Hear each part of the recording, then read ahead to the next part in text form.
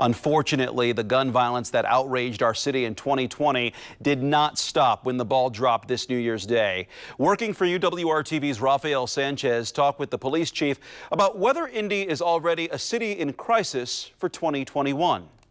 We are beginning 2021 the way we ended 2020 with gun violence. Already, Reverend Charles Harrison has tweeted that Indy is a city in crisis.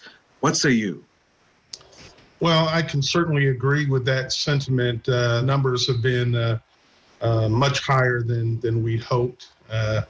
Unfortunately, we already have our first murder of the year. And that's not the way you want to start it.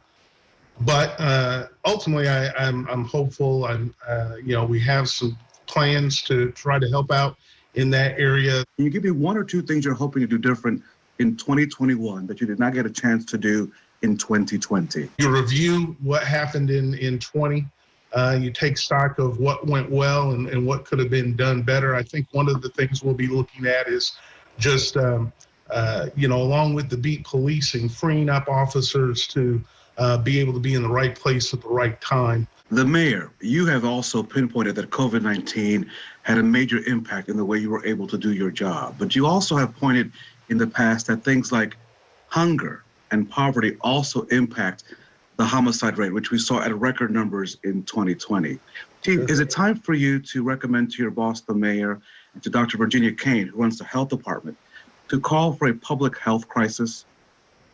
I don't know if that's my place to call for it. I obviously trust in the mayor and Dr. Kane's decision making. I'm sure if they feel that's what needs to happen, that's what they'll do. I would certainly support that.